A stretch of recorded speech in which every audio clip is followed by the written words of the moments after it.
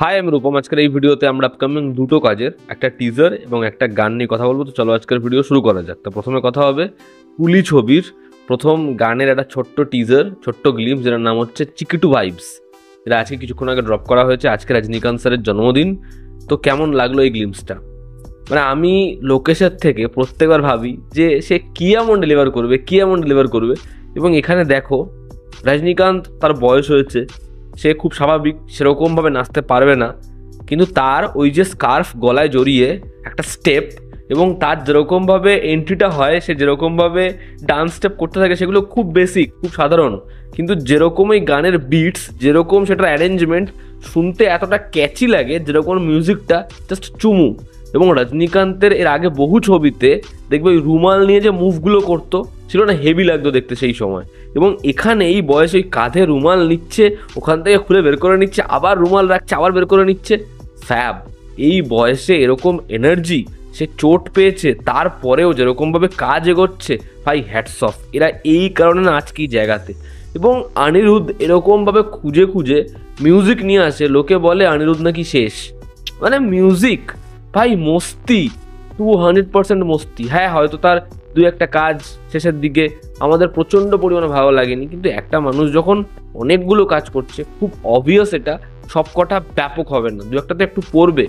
আমার এই গানটায় আমি ফুল মস্তি লেগেছে, হেভি করেছে। এবং রজনী স্যার তার জন্মদিনের দিন বলবো, মানে সে দীর্ঘায়ু হোক, অনেক শুভেচ্ছা থাকে এবং এরকম ধরনের ক্যারেক্টার্স সে করতে থাকুক, ফুল মাস, ফুল বাওয়াল সে দিতে থাকুক। আমার এই টিজটা হেভি লেগেছে, আমি ফুল মস্তি পেয়েছি। আমি ডিসক্রিপশনে লিঙ্ক দেবো, তোমরা অবশ্যই চেক আউট করো। এবার যদি আমরা কথা বলি রাইহান রাফির প্রথম ওয়েব সিরিজের টিজার নিয়ে, যেটার নাম হচ্ছে ব্ল্যাক মানি, যে টিজারটা দুদিন আগে ড্রপ করা হয়েছে। আমাকে অনেকে টিজারটার কথা বললো, আমি টিজারটা দেখলাম এবং আমি এটা বলবো যে টিজারটা সত্যি খুব ভালো একটা টিজার। আমি দেখেছি অনেকে তার তুফান ছবিটাকে নিয়ে খুব বাজেভাবে ক্রিটিসাইজ করার পর ভাবে রাইহান রাফির ভালো কাজ যদি হয় সেটাকে বোধহয় ভালো বলবো না বা এড়িয়ে যাব। আমি কিন্তু এখনও বলি রাইহান রাফির জানোয়ার ছবিটা আমার খুব পছন্দের, আমার হেভি লেগেছিল। সুড়ঙ্গ ছবিটা খুব ভালো একটা কাজ। তো তার এরকম অনেকগুলো ছবি রয়েছে। পড়ান বেশ ভালো কাজ, যে কাজগুলো হচ্ছে ভালো কাজ, এবং সে পরিচালনাও খুব ভালো করেছে, মেকিংও খুব ভালো। আমি সেই রিভিউগুলোতে বলেছি, রিভিউতে আমি ডিনাই করতে পারবো না, এখনও বলছি। এবার এই যে প্রোমোটা, এই যে টিজারটা, এই টিজারটায় সব থেকে প্রথম জিনিসটা ভালো লাগে, সেটা হচ্ছে র্যাপটা। ওই যে র্যাপটা যেরকমভাবে গেয়েছে এবং এদের প্রত্যেকের স্তর যেরকমভাবে ওই র্যাপটার মধ্যে ডিভাইডেড, সেটা হেভি। র্যাপটা সত্যি ব্যাপক এবং র্যাপের কারণে না পুরো বিষয়টা যেন খুব সুন্দর করে জেল হয়ে যাচ্ছে, এক সূত্রে গাঁথা হয়ে যাচ্ছে। প্রথম স্তরেই র্যাপটা আমার হেভি লেগেছে।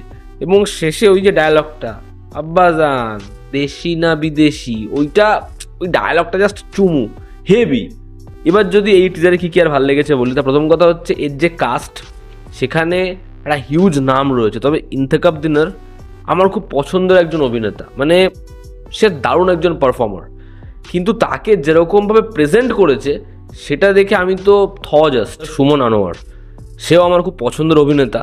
তার কয়েকটা সিরিজ সিনেমায় যেরকম ডায়লগ থ্রোয়িং, যেরকম তার অ্যান্টাগনিস্ট শেড আমার হেভি লাগে। বেসিক্যালি আন্ডারওয়ার্ল্ডটাকে দেখানো হচ্ছে যেখানে সবাই এই ব্ল্যাক মানির পিছনে পড়ে রয়েছে, আবার সেখানে এমনও কিছু মানুষ রয়েছে যারা হয়তো খুব পাওয়ারফুল সমাজের মানুষ, কিন্তু তাদেরও যে ডার্ক শেডটা সেটা এখানে দেখানো হচ্ছে। এবং প্রত্যেকে কীভাবে এই টাকার জন্য একে অপরকে বিট্রে করছে বা একে অপরের বন্ধু। কোন ধরনের টেমপ্লেটে আমরা যা জিনিসপত্র দেখে এসেছি সেটাই হয়তো দেখছি, বাট সেটা যদি মজা আকারে টাইট স্ক্রিন প্লেতে প্রেজেন্ট করতে পারে, যে অডিয়েন্স হুক থাকবে, বসে মস্তি পাচ্ছে দেখে, গল্প ভালো, চিত্রনাট্য ভালো, তাহলে আমার মনে হয় অডিয়েন্সের ভালোই লাগবে।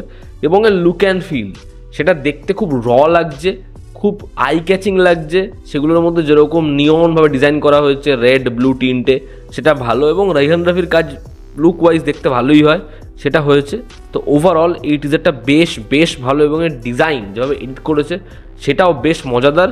এবং তারা না মানে কোনো জায়গাতেই না স্পেস দেয়নি যে একটা শট অনেকটা টাইম নেবে, যেরকম রাইহান রাফির ছবিতে হয়ে থাকে। ওয়ান টেক আমরা প্রচুর দেখতে পাই, হয়তো এই শোতেও দেখবো বা পরবর্তী সময় ট্রেলারে দেখবো, কিন্তু এখানে আপাতত তারা ওই এনার্জিটা বাঁচিয়ে রেখেছে।